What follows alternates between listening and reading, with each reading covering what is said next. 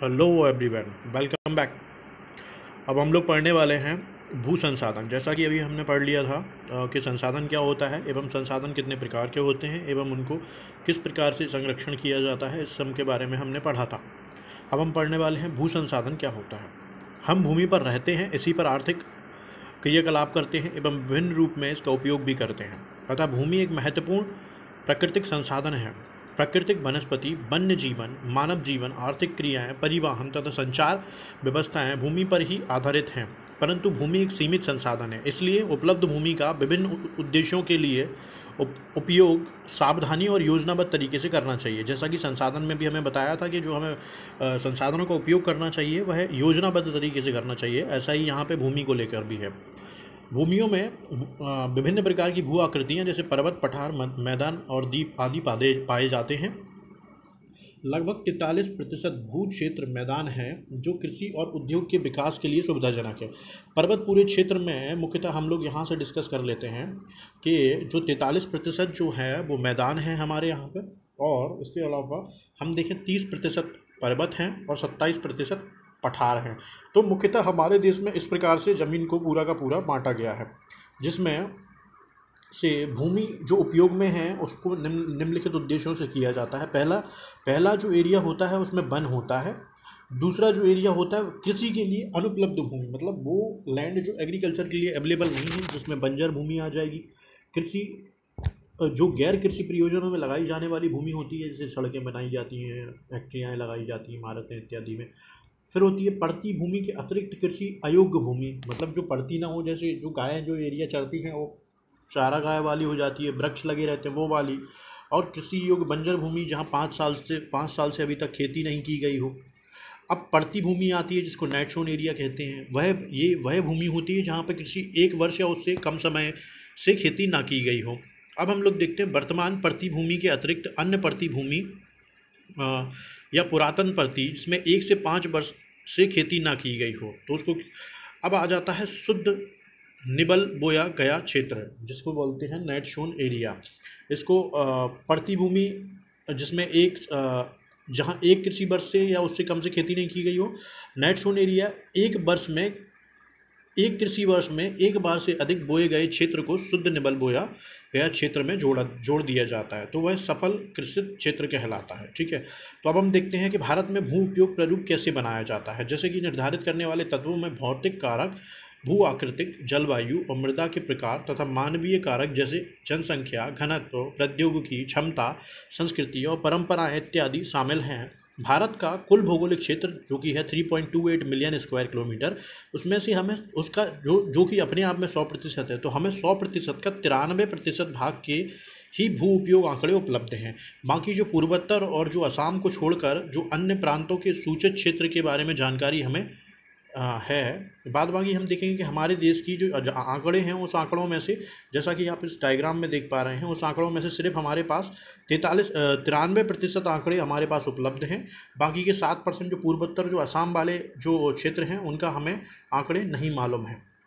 इसके अलावा जम्मू कश्मीर के पाकिस्तान चीन अधिकृत कश्मीर भूमि उपयोग का सर्वेक्षण भी नहीं हुआ है। ठीक है, तो जैसा कि हम देख पा रहे हैं स्थायी चारागाहों के अंतर्गत भी भूमि कम हुई है। पशुधन की इतनी बड़ी संख्या के लिए चारा उपलब्ध कराने कैसे समर्थ होगा, तो भाई ये सबसे बड़ी समस्या है कि अब भूमि जो है वो भूमि कम होती जा रही है, क्योंकि डे बाई डे जो एग्रीकल्चर अब पॉपुलेशन बढ़ती जा रही है, तो आबादी बढ़ेगी तो भाई उनकी मांग बढ़ेगी तो कहीं ना कहीं लोग अपने रहने के लिए आवास बनाएंगे और खेती करने के लिए, खाने के लिए, खेती करने के लिए भूमि को क्लियर करेंगे, तो उससे क्या होगा, फॉरेस्ट कम होगा। फॉरेस्ट कम होने से सारी समस्याएं आ जाती हैं। वर्तमान पड़ती भूमि के अतिरिक्त अन्य पड़ती भूमि अनुपजाई है और इन पर फसलें उगाने के लिए कृषि लागत बहुत ज़्यादा है।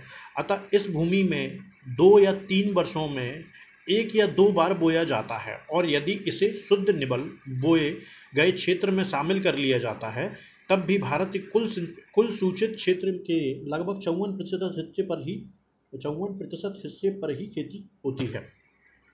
शुद्ध निबल बोए गए क्षेत्र का प्रतिशत भी विभिन्न राज्यों में भिन्न भिन्न है। पंजाब और हरियाणा में यह 80% भूमि में खेती होती है, जबकि अरुणाचल, मिजोरम, मणिपुर, अंडमान निकोबार द्वीप समूह में सिर्फ 10% होती है। हमने 1952 में पहली अपनी राष्ट्रीय वन नीति बनाई आज़ादी के बाद, उसमें हमने निर्धारित किया कि 33% भौगोलिक क्षेत्र वंचित है, जिसकी तुलना में वन के अंतर्गत क्षेत्र काफ़ी कम है।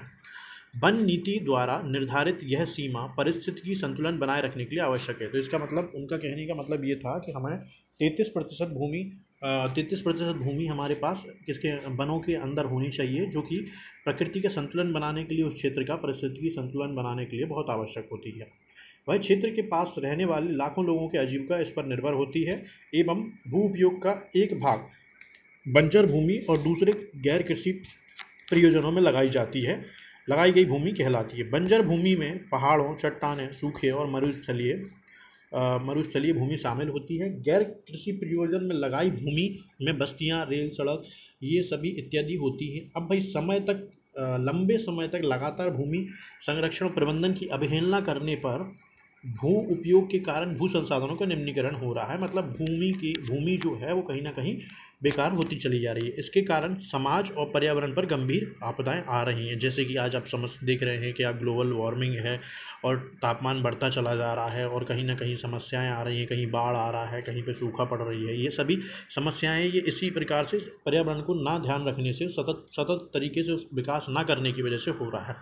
अब भूमि निम्नीकरण और संरक्षण के उपाय। भूमि एक संसाधन है जिसका उपयोग हमारे पूर्वज करते आए हैं, हम तथा भावी पीढ़ी भी इसी भूमि का उपयोग करेगी। हम भोजन, मकान, कपड़े की अपनी मूल आवश्यकताओं का 95% भाग भूमि से प्राप्त करते हैं। मानव क्रियाकलापों के कारण न केवल भूमि का निम्नीकरण हो रहा है, बल्कि भूमि को नुकसान भी पहुंच रहा है। हमारी जो ह्यूमन एक्टिविटीज़ हैं उसके कारण हमारी पूरी जो सॉयल लैंड है वो पूरी की पूरी डिस्ट्रॉय होती चली जा रही है। इस समय भारत में लगभग 13 करोड़ हेक्टेयर भूमि निम्नीकृत है। तो ये भी एक महत्वपूर्ण पॉइंट बाहर निकला है कि अभी भारत में लगभग 13 करोड़ हेक्टेयर भूमि निम्नीकृत है। इसकी लगभग 20% भूमि निम्नीकृत वनों में है, मतलब 20% 13 करोड़ की वन में है, 56% पानी में है। इस तरह से कुछ मानव क्रियाएं, जैसे वन उन्मूलन, फॉरेस्ट को काटते जा रहे हैं, अति पशुचारण हो रहा है, खनन ने भी भूमि के निम्नीकरण में मुख्य भूमिका निभाई है। खनन के उपरांत खदानों वाले स्थानों को गहरी खाइयाँ और मलबे के साथ खुला छोड़ दिया जाता है। खनन के लिए जैसे झारखंड हो गया, छत्तीसगढ़ हो गया, मध्य प्रदेश हो गया, उड़ीसा हो गया, इसके लिए हम क्या करते हैं, फॉरेस्ट को काटते हैं। फॉरेस्ट के काटने के साथ में फॉरेस्ट काटते हैं तो बहुत सारी समस्याएं बाहर आती हैं, जैसे गुजरात, राजस्थान, मध्य प्रदेश, महाराष्ट्र में पशु ज़्यादा पशुचरण करते हैं, जिससे भी भूमिकरण का भी एक मुख्य कारण ये भी बन जाता है। राज्यों में अधिक सिंचाई भूमि निम्नीकरण के लिए उत्तरदायी है। ठीक है, ज़्यादा सिंचाई भी नहीं करना चाहिए। अति सिंचन से उत्पादन जनक्रांता भी मतलब जो प्रोडक्टिविटी देती है वो प्रोडक्टिविटी कहीं ना कहीं कम हो जाती है। भूमि निम्नीकरण के कारण के लिए उत्तरदायी है, जिसमें मृदा में लवणीयता और क्षारीयता बढ़ जाती है। अब ये चीज़ें जब बढ़ती हैं तो जो खनिज रहते हैं, जैसे खनिज प्रक्रिया में, जैसे सीमेंट उद्योग में चूना पत्थर को पीसना, मृदा बर्तन उद्योग में चूने, खड़िया मृदा और सैल खड़ी के प्रयोग से बहुत अधिक मात्रा में वायुमंडल में धूल विसर्जित होती है। इस धूल विसर्जित होती है। जब इसकी परती भूमि पर जम जाती है तो मृदा की जल सोखने की प्रक्रिया अवरुद्ध हो जाती है। तो अब हम आगे बढ़ेंगे, और पिछले कुछ वर्षों से देश के विभिन्न भागों में हमने देखा कि औद्योगिक जल निकास से बाहर आने वाला अवशिष्ट पदार्थ भूमि और जल प्रदूषण का मुख्य स्रोत बना है। भूमि निम्नीकरण की समस्याओं को सुलझाने के लिए तरीके अपनाए गए हैं। उसमें क्या है, फॉरेस्ट मतलब वनोपरण और चारागाहों का उचित प्रबंध करो, इसमें कुछ हद तक मदद कर सकते हैं। पेड़ की रक्षक मतलब शेल्टर बेल्ट बनाओ, एक लाइन में बहुत सारे पेड़ लगाओ अलग अलग प्रकार के। पशुचरण नियंत्रण और रेतीले टीले को कांटेदार झाड़ियाँ लगाकर स्थिर बनाने की प्रक्रिया करो, मतलब जो पशु जहाँ पे ना जाएं भाई, इस तरह की वो बना दें, फेंसिंग कर दें आप, है ना।